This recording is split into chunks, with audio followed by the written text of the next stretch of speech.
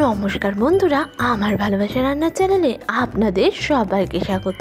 আজকে আমি যে রেসিপিটা নিয়ে এসেছি, এটা একটা রেস্টুরেন্ট স্টাইল রেসিপি। অনেক দিন তো হলো আমার রেস্টুরেন্টে যাওয়া হচ্ছে না, কিছু খাওয়া হচ্ছে না, তাই ভাবলাম রেস্টুরেন্টে না গিয়ে বাড়িতেই যদি রেস্টুরেন্ট স্টাইল কিছু বানিয়ে নেওয়া যায়। তাই বানিয়ে নিলাম পনির মশালা, একদম নিরামিষ আর রেস্টুরেন্ট স্টাইল। এর জন্য আমি 150 গ্রাম মতো পনির নিয়ে সেটাকে ছোট ছোট মিডিয়াম টাইপের কিউব করে কেটে নিয়ে একটা মিক্সিং জার নিয়ে রাফলি চপড করা টমেটোগুলো দিয়ে ভালো করে একটা মিহি পেস্ট বানিয়ে নিচ্ছি। এই জায়গায় আপনি টমেটো পিউরিও ইউজ করতে পারেন। পেস্টটা তো ভালো করে বানানো হয়ে গেছে। এবার একটা থালায় গোটা গরম মশলা, গোটা গোলমরিচ আর একটা জয়িত্রী দিয়ে নিয়ে সেটা শুকনো খোলায় ভালো করে ভেজে নিলাম। ভেজা হয়ে গেছে, এবার আমি ওটাকে তুলে নিয়ে ওই কড়াইতেই একটুখানি তেল দিয়ে ওর মধ্যে দিয়ে দিলাম কাজু বাদামটা।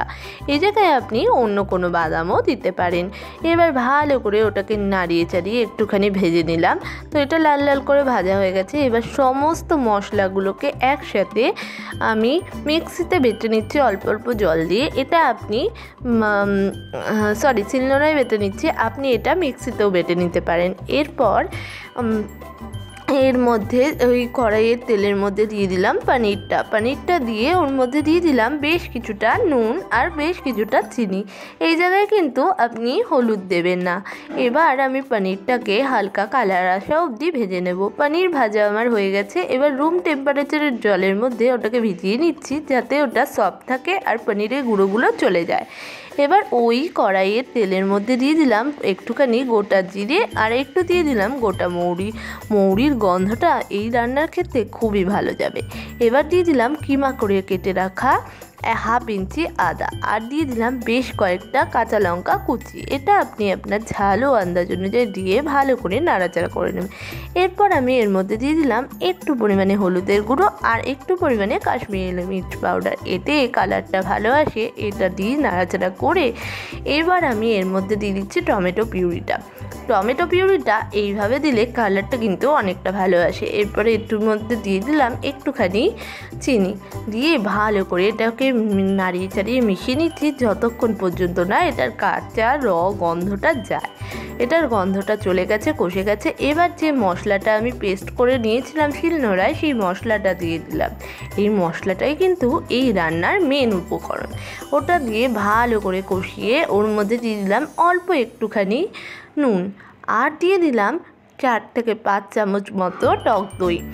এটা গ্রেভিটাকে আরও থকথকে আর ইয়াম্মি করে। এবার টক দইটা দিয়ে ভালো করে নেড়ে চেড়ে এটাকে মিশিয়ে নিচ্ছি। যতক্ষণ না তেল ছাড়বে ততক্ষণ এটাকে কষাতে হবে। তেল ছেড়ে দিয়েছে মশলা থেকে। এবার আমি এখানে পরিমাণ মতো জল দিয়ে দিচ্ছি। এটা আপনি আপনার পরিমাণ মতো দিয়ে নেবেন। এবার জলের সাথে মশলাটাকে ভালো করে মিশিয়ে নিচ্ছি যাতে একটা সুন্দর গ্রেভি তৈরি হয়। এবার কিছুক্ষণের জন্য এটাকে ফুটতে দিয়ে দিলাম। ঢাকনা খুলে দেখে নিচ্ছি এটা ফুটে গেছে। এবার আমি এর মধ্যে দিয়ে দিলাম একটুখানি কাসুরি মেথি গুঁড়ো। এরপর এটাকে আর একটু নাড়াচাড়া করে নিলাম। এরপর এর মধ্যে দিয়ে দিচ্ছি জলের মধ্যে ভিজিয়ে রাখা ভাজা পনিরটা দিয়ে ভালো করে নাড়াচাড়া করে নিচ্ছি যাতে ফ্লেভারগুলো এর মধ্যে ভালোভাবে ঢুকে যায়।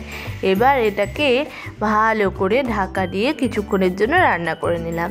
ঢাকনা খুলে দেখে নিচ্ছি পনিরটা কিন্তু মাখা মাখা হয়ে এসছে। এবার একটু নাড়িয়ে চাড়িয়ে ওর মধ্যে দিয়ে দিলাম একটু পরিমাণে ঘি। এটা আপনি আপনার ইচ্ছে হলে দিতে পারেন, আবার নাও দিতে পারেন। ঘিটা দিয়ে একটু নাড়াচাড়া করে নিয়ে নিলাম। তো তৈরি হয়ে গেছে আমাদের আজকের রেসিপি। এবার আমি সার্ভ করে নেব। তো তৈরি হয়ে গেছে আমাদের নিরামিষ রেস্টুরেন্ট স্টাইল পনির মশালা রেসিপি। তো রেসিপি তো আমার হাতে চলে এসছে। এইবার আমার টেস্ট করা বেলা। এটা জাস্ট ইয়াম হয়েছে। রুটি, ভাত, পরোটা কিংবা পোলাওয়ের সাথে জাস্ট জমে যাবে। এই রকমই ভালো ভালো রেসিপি দেখতে অবশ্যই আমাদের চ্যানেলটাকে সাবস্ক্রাইব করবেন। পাশে থাকা বেল আইকনটাকে প্রেস করতে ভুলবেন না। ভালো থাকবেন, ভালো খাবেন।